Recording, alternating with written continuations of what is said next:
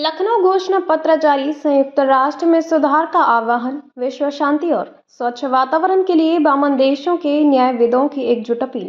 City Montessori school द्वारा आयोजित विश्व के मुख्य न्यायाधीशों के 26वें अंतर्राष्ट्रीय सम्मेलन के समापन पर रविवार को बामन देशों के 160 से अधिक मुख्य न्यायाधीशों, न्यायविदों व प्रतिष्ठित व्यक्तित्वों ने सर्वसम्मति से लखनऊ घोषणा पत्र जारी किया। मुख्य अतिथि लखनऊ की मेयर श्रीमती सुषमा खरकवाल ने घोषणा पत्र जारी करते हुए संयुक्त राष्ट्र संघ में तत्काल सुधार और विश्व शांति एवं स्वच्छ वातावरण के लिए सभी देशों के सामूहिक प्रयासों की आवश्यकता पर बल दिया। 20 से 23 नवंबर तक CMS कानपुर रोड ऑडिटोरियम में आयोजित यह सम्मेलन भारतीय संविधान के अनुच्छेद 51 की भावना पर आधारित रहा। प्रेस कॉन्फ्रेंस में मेयर ने कहा कि यह घोषणा पत्र समानता और शांति आधारित नई विश्व व्यवस्था की दिशा में महत्वपूर्ण कदम है। न्यायविदों ने UN सुधार, मूलभूत अधिकारों की रक्षा, सभी धर्मों के सम्मान और विद्यालयों में नागरिक व शांति शिक्षा को बढ़ावा देने पर जोर दिया। प्रातः सत्र में बिल्डिंग टुमारोज लीगल आर्किटेक्चर विषय पर चर्चा हुई, जिसमें मिस्र इस्वास्तनी, अर्जेंटीना और समाओ के शीर्ष न्यायाधीशों ने मध्यस्थता, न्यायिक सहयोग और निरंतर संवाद को वैश्विक स्थिरता के लिए आवश्यक बताया। सम्मेलन संयोजिका प्रोफेसर गीता गांधी किंगडन ने कहा कि यह मंच गरीबी, अशिक्षा, आतंकवाद, पर्यावरण व जलवायु परिवर्तन जैसी वैश्विक चुनौतियों के समाधान को दिशा देगा। आज समापन हो रहा है, किस तरह के विचार विमर्श हुए और क्या क्या निकल के आया चर्चाओं में? सबसे पहले तो मैं यहाँ पर हमारे गणमान्य पत्रकार बंधुओं का स्वागत करूँगी और मैं आपको बताना चाहूँगी कि आज हमारे 26वें अंतर्राष्ट्रीय सम्मेलन का समापन का दिन है और इसमें 52 देशों के मुख्य न्यायाधीश और न्यायाधीश पधारे हैं और लखनऊ में 21, 22 और 23 तारीख को ये हुआ। इसके पहले 19 तारीख को ये दिल्ली में भी ये हुआ था। वहाँ पर हमारे साथ हमारे देश के जो हमारा संसद है उसके जो अध्यक्ष महोदय हैं ओम बिरला जी आए थे और इसके स्पीकर और उसके अलावा जो है वो हमारे जो MP हैं सुधांशु त्रिवेदी जी आए थे और जो हमारे स्कूल के पूर्व छात्र भी रहे हैं। और इस कॉन्फ्रेंस और उसके बाद यहाँ पर 3 दिन कॉन्फ्रेंस रखी हुई है। इस अंतर्राष्ट्रीय सम्मेलन का उद्देश्य है कि जो विश्व की व्यवस्था है वो बहुत अच्छी नहीं है, पर्यावरण बदलाव है, कोविड जैसे पैंडेमिक्स रहे हैं और जो टेक्नोलॉजीज हैं, तकनीकें हैं और आर्टिफिशियल इंटेलिजेंस है, उसकी वजह से दुनिया एक बहुत ही तेज़ी से टेक्नोलॉजिकल चेंज की तरफ जा रही है, लेकिन उसके लिए उसको गवर्न करने के लिए एक पर्याप्त तरीके से एथिकल कोड्स और लीगल कोड्स अभी नहीं हैं।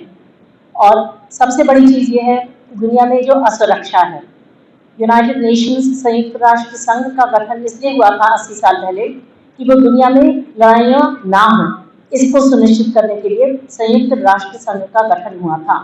लेकिन 80 सालों तक जो है वो हमने देखा कि दुनिया में लड़ाइयाँ चल रही हैं। इसी समय 54 जो है वो लड़ाइयाँ चल रही हैं और कुछ लड़ाइयाँ बहुत ही जो है वो बड़े का जो उद्देश्य है वो उसको पूरा नहीं कर पा रहा है। और जैसे कि मैंने बोला, पर्यावरण बदलाव भी बहुत तेज़ी से हो रहा है, उसका भी जो उसको कंटेन करने का जो प्रयास है वो भी अच्छे तरीके से सुचारू रूप से नहीं हो पा रहे हैं। तो ये बहुत आवश्यक है बच्चों के सुरक्षित भविष्य के लिए, हम सबके सुरक्षित भविष्य के लिए, खास करके बच्चों के सुरक्षित भविष्य के लिए, क्योंकि उनको सबसे ज़्यादा लंबी जीवन उन्हीं को इस प्लैनेट पर जीना है। हम लोग तो कम साल जीवित रहेंगे, तो उनके सुरक्षित भविष्य के लिए विश्व की व्यवस्था कैसी हो, किस तरीके की वर्ल्ड गवर्नेंस हो, ग्लोबल गवर्नेंस किस तरीके की हो, जिससे कि संयुक्त राष्ट्र संघ का जो चार्टर है वो कितना पर्याप्त है और 80 साल पहले की जो वास्तविकताएं थी वो क्या 80 साल बाद वो वास्तविकताएं इतनी ज़्यादा बदल गई हैं, तो क्या नए चार्टर की आवश्यकता नहीं है, क्या पुराने चार्टर में संशोधन की आवश्यकता नहीं है। इन विषयों पर विचार विमर्श करने के लिए दुनिया के हर एक कोने से 52 देशों से मुख्य न्यायाधीश आए हैं। आतंकवाद का हटना, जो यूनाइटेड नेशंस का जो चार्टर है संयुक्त राष्ट्र का, उसमें बदलाव जो लाने की आवश्यकता है, उसमें हर एक देश का प्रतिनिधित्व सही तरीके से कैसे हो।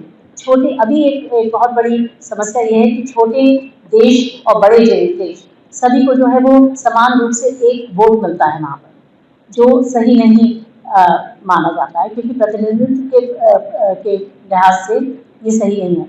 तो प्रतिनिधित्व का कौन सा ऐसा फॉर्मूला हो जिससे कि हर एक देश का प्रतिनिधित्व जो है वो एक न्यायपूर्ण तरीके से हो।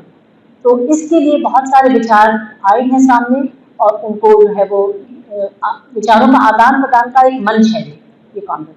देखिए, हम सिटी यूनिवर्सिटी स्कूल जो है, जो ये आयोजक है, जो 26 वर्ष से इसको लगातार आयोजित कर रहा है, वो एक अंतर्राष्ट्रीय संस्था नहीं है, वो एक विश्वविद्यालय नहीं है, वो एक थिंक टैंक नहीं है, वो किसी भी तरीके का ग्लोबल स्तर का संगठन नहीं है, लेकिन ये एक स्कूल है।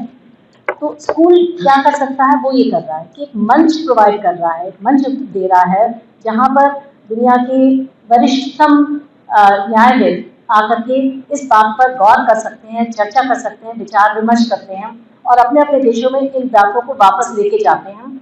अपने देशों में जो इनके गणमान्य व्यक्ति हैं, उनके साथ एक कहते हैं वातावरण बनता है, एक सोच का। विचारों का जो निष्कर्ष निकलता है, निष्कर्ष का क्या? जो निष्कर्ष निकला है वो आज के रेजोल्यूशन में है, जो संकल्प पत्र है जो आज यहाँ पर पारित किया गया है, ये जो है इसमें सारे मुद्दे जो यहाँ पर जिन पर चर्चा हुई और जिन पे जो है कि कहते हैं कि समझौता हुआ कि हाँ ये चीजें सबसे ज्यादा आवश्यक हैं, और यही चीजें, ये जो संकल्प पत्र है, ये दुनिया के हर एक राष्ट्र के राष्ट्रपति और प्रधानमंत्री के पास भेजा जाएगा, संयुक्त राष्ट्र संघ के जो सेक्रेटरी जनरल है उनके पास भी भेजा जाएगा।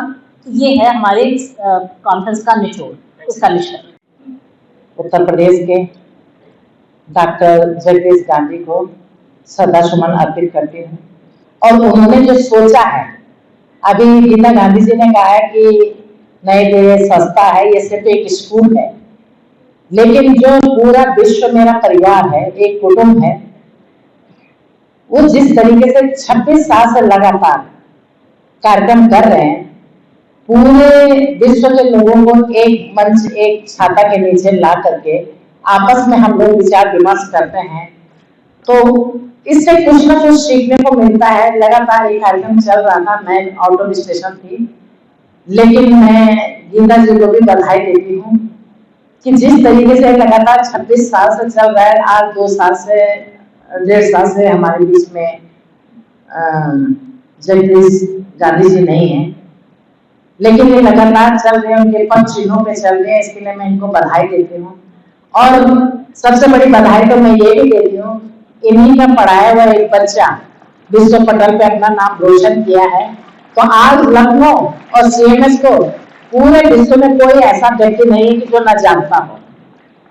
तो इस तरीके से इनका जो कार्यक्रम का आयोजन है बहुत अच्छा है। हम एक दूसरे देशों से सीखेंगे कहाँ क्या हो रहा है। अभी बीच में मैं मलेशिया गई थी, तो वहाँ के रख रखाव, साफ सफाई, हर चीज मैंने भी देखी है। और आपने देखा होगा कि 2 साल से मैं भी लखनऊ नगर निगम में किस तरीके से काम कर रही हूँ, कोशिश कर रही हूँ कि लखनऊ भी आगे बढ़े, और हुआ भी है। 44 से हम लोग स्वच्छता में नंबर 3 पे आए हैं, और इसके लिए अब मैं अभियान अपने बच्चों को ही बनाऊंगी, क्योंकि बच्चे ही माँ बाप को कहेंगे कि आप ध्यान रखिए, शहर का कूड़ा अलग कर करके दीजिए। और मैंने गीता जी को कहा है, गीता जी ने हमारे यहाँ अपने बच्चों को भेजा भी है, सिवनी में जो प्लांट लगाया है, यहाँ से बच्चे जाके देखे भी हैं, काम भी किया है। और लखनऊ ने बहुत बड़ा काम किया है सिवनी प्लांट का, जिसको ब्राजील सरकार भी के प्रतिनिधिमंडल आया था, और आंध्र प्रदेश के स्वयं मंत्री जी आए थे। तो कुछ हमको ऐसा अलग करना चाहिए जिससे शहर का नाम रोशन हो। इसमें आप सबका भी सहयोग है। अगर आज कोई नाम रोशन होता है शहर में, तो आपका भी, मेरा भी, स्कूल का भी, सबका नाम रोशन होता है। बहुत बहुत धन्यवाद।